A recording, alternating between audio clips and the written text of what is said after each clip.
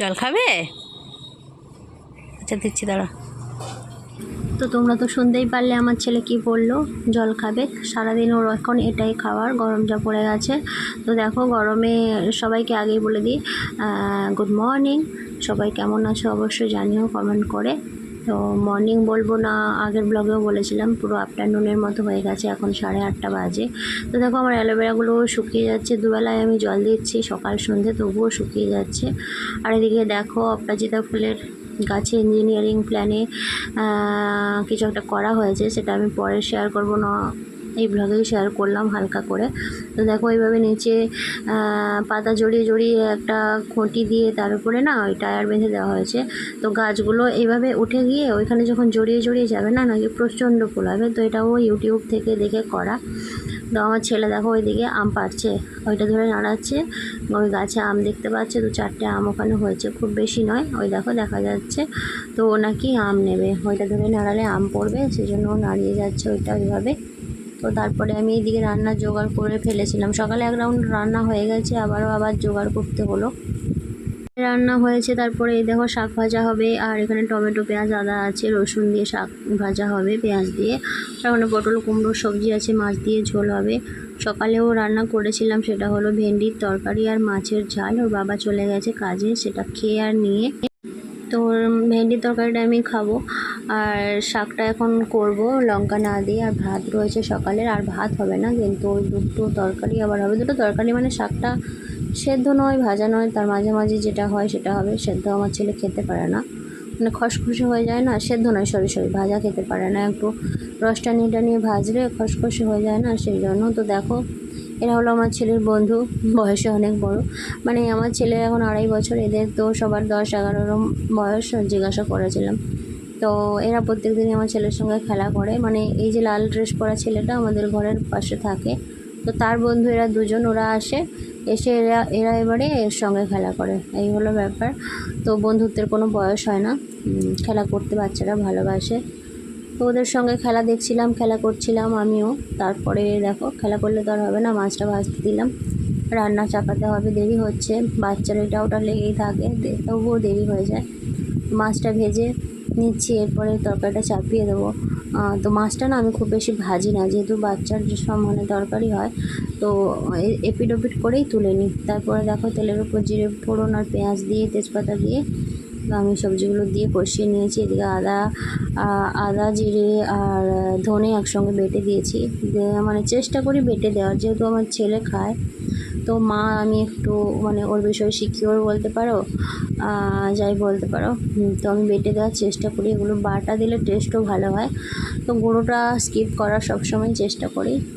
যখন খুব তাড়া থাকে দিয়ে দিই, তো তরকারিতে আমি জল দিয়ে দিলাম, হালকা পাতলা ঝোল যেহেতু হবে। তো ফুটেও গেছে তরকারিটা, এবারে মাছগুলো দিয়ে দিচ্ছি।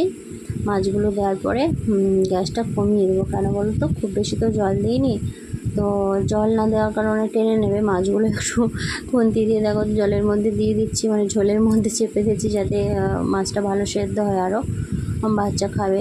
তো মাছগুলো দিয়ে এবার আমি ঢেকে দেবো। আর ওইদিকে দেখো কড়াই তেল দিয়েছি, শাকটা এবারে দেবো, বললাম না ভাজার সেদ্ধর মাঝামাঝি করবো। তো পেঁয়াজ দিলাম, আর শাকে না একটু বেশি তেল দিলে শাকের টেস্ট লাগে, যে কোনো শাকে। জানি না আমি ভুল হতে পারি, তোমরা ঠিক যদি কেউ কমেন্ট করে জানিও কি এটা আমি ভুল বলছি। আমার এটা মনে হয় শাকে তেল দিলে শাকের টেস্ট খেতে ভালো লাগে। আর আমি কোথাও একটা পড়েছিলাম কি শুনেছিলাম জানি না, তো সেটা শুনলে হয়তো হাস্যকর হবে। তেল দিয়ে বেশি করে, মানে একটু তেল দিয়ে ভাজলে বেশি করে কি শাক তেলে ফোটানো যাবে সেটা নয়, মোটামুটি একটু তেল দিলে শাকের ভিটামিন ডি কিছু একটা হবে, উৎপন্ন হয়, জানি না এটা হাস্যকর হবে কি না। তো আমার ছেলে দেখো ইঞ্জিনিয়ারিং প্ল্যান, ওখানে ওর বাবা অপরাজিতা কাজ করেছে, ইঞ্জিনিয়ারিং প্ল্যানে বানিয়ে দিয়েছে ইউটিউব দেখে। আর আমার ছেলে ওর গাড়ি, মানে ওর বাবা গাড়ির চাবি খোলে, বাইকের চাবি দেখে, তো ওর গাড়ির চাবি ও এখন খুলছে এইভাবে। তারপর বলছে এবার হয়ে গেছে, বলে চাবিটা উপরে রেখে দিল রান্নার কাছে। এবার বলে যা চাবি হয়ে গেছে, এবারে যাবো, মানে চাবি খোলা হয়ে গেছে, এবারে নিচে যাব। তো ওর সঙ্গে সময় কাটাতে কাটাতে জল মানে ওইদিকে শাকও চাপিয়ে দিয়েছি, এদিকে তরকারিতে মাছ দিয়েছিলাম। তো আমার তরকারিটা রেডি হয়ে গেছে, আমি গ্যাসটা নিভিয়ে দিয়েছি। আর বেশি টানাবো না, কেন গরম করতে হবে, যদি থেকে যায় একটু আধটুকু তখন আবার কী হবে বলো তো, মানে জল দিয়ে টানাতে হবে, তো টেস্টটা খারাপ হয়ে যাবে।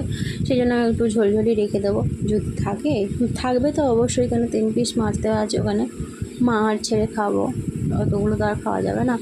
তো একবার গরম করবো, ভীষণ গরম তো, নাহলে নষ্ট হয়ে যাবে। এইদিকে শাকটাও দেখছি সেদ্ধ হয়ে গেছে, এবারে আমি গ্যাসটা বাড়িয়ে দেবো। তো আমার ছেলেও আবার এসে বলছে, আমি তরকারিটা নামিয়ে যেয়ে রেখেছি, আমার ছেলে এসে বলছে মাছ রান্না করেছো, মাছ খাওয়া হবে। তো আবার ও জল খাচ্ছে, ওর একটাই কাজ সারাদিন জল খাওয়ার দেখলে খাবে বলে, কিন্তু না, খেতে পারে না, এত জল খায় তো সেই জন্য খেতে পারে না। আর এই দাবদাহ গরম যেখানে থাকি, অসম্ভব একটা ব্যাপার। তো ও শুধু জলই খেতে থাকে। দেখো আমার শাকটা প্রায় রেডি হয়ে এসছে, বেশি টানালে না ভাতে যখন আমি মাখবো, মানে ওকে একটু শাক দেওয়ার চেষ্টা করি, শাক সবজি সবই, সেই জন্য মাছের ঝোল টোলে এইভাবে সবজি দিয়ে করি ওর সঙ্গে, একই সঙ্গে। তো পুরো গোটা লঙ্কা দিই না, আধখানা লঙ্কা দিই, এরম করে দিই, একটু একটু দিচ্ছি এখন, মানে অভ্যাস করানোর জন্য। তো শাকটা আমার প্রায় রেডি হয়েছে, আমি বাটিটা ওখানে রেখেছি শাকটা নামাবো বলে। আর এইদিকে আমার চোখ মুখের অবস্থা দেখো, মানে রাতে 4টে, প্রায় 3:30তে ঘুমোনো।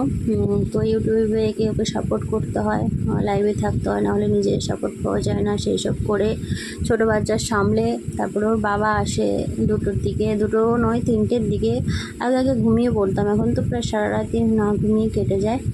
এই হলো ব্যাপার, মানে কাউকে নাইট দিলে না ঘুম আসে না। যখন নাইটে আইডি দেওয়া থাকে, আমার কেন জানি না, আমার যেন মনে হয় ওটা আমার দায়িত্ব, তো সেইভাবে ঘুমোতে পারি না। 3টে 4টেতে ঘুমোতে গেলেও 10-15 মিনিট ছাড়া আমার ঘুম ভেঙে যায়। তো আমার শাকটা হয়ে গেছে, আমি শাকটা তুলে নিচ্ছি। এইরকমই মানে করেছি, আর ছোটো ছোটো করে কেটেছি। ছোটো ছোটো নাকি শাক কাটতে নেই, খুব ছোটো, কিন্তু আমার ছেলেকে যেহেতু আমি মেয়েকে খাওয়াবো, কিচ্ছু করার নেই, আমি ছোটো ছোটোই কেটেছি। আমি শুনেছি কোথাও ছোটো শাক কাটলে নাকি ওর পুষ্টিগুণ চলে যায়, খুব ছোটো কাটলে, কিন্তু আমি ঝিরিঝিরি করেই কাটি। কলমি শাক বলো, লাল শাক বলো, নোটে শাক বলো, যাই হোক না কেন। তো রান্নাবান্না আমার হয়ে গেছে, আমি এখন গ্যাসটা মুছে নিচ্ছি। তো আমার ছেলে এসে আমাকে বারবার বলছে, মা কী করছো, মুছছো, সাবান দিচ্ছ, এইসব বলে যাচ্ছে। তো আগে আমি সাবান দিয়ে মুছবো, এরপরে আমি দেখো নেতা দিয়ে মুছে নিচ্ছি। মানে সাবান আগে যে তেল ছিল সেগুলো স্কচব্রাইট সাবান দিয়ে তুলে, একটু তো জল হয়েছে, সাবান হয়েছে, ওই নেতাটা বারবার ভিজিয়ে এনে মুছে নিচ্ছিলাম। মানে সাবানগুলো আবার ধুতে তো হবে ঠিক করে। তো অনেক বাসন পড়েছে, কিন্তু এর আগে ব্রেক নিয়ে নেবো। মানে সকাল 7টা থেকে শুরু হয়েছে, রাত্রি 4টেতে ঘুমিয়ে 2-3 ঘন্টা রেস্ট নিয়ে 7টা থেকে শুরু করতে হয়, নাহলে ওর বাবা 9টায় বেরিয়ে যায়, রেডি করতে পারে না খাবার দাবার, ছেলে উঠে পড়ে। তো দেখো ব্রেক মানে এই তরমুজ, সেটা এখন কেটে নেবো। এটা আমার শ্বশুর পাঠিয়েছে, আজকের মাছগুলোও আমার শ্বশুর কিনে দিয়ে পাঠিয়েছে। তো পাঠিয়েছে, ওনার বাবা গিয়ে নিয়ে এসেছে, ফোন করেছিল। তো তরমুজটা খুব বেশি লাল নয়, ওই দিকে কোনার দিকে দেখো সাদা মতো আছে। যাই হোক, একটু খেয়ে নেব। তো না ঘুমিয়ে চোখ মুখের হাল বিশাল খারাপ হয়ে গেছে, তোমরা দেখে বুঝতে পারছো হয়তো। একটুখানি ওর বাবার জন্য রেখেও দেবো, মনে নেই, আমি টুকরো করে কেটে একটু কন্টেনারে দেবো ভেবেছিলাম, কিন্তু তখন ছেলে উঠে গেছে, ও খাবে, ওর খাবার দিতে হবে, ছেলেকে ব্রাশ করাবো, এইসব তালে গলে পাকিয়ে আর দিতেই মনে নেই, সেই জন্য আমি কেটে রেখে দিলাম।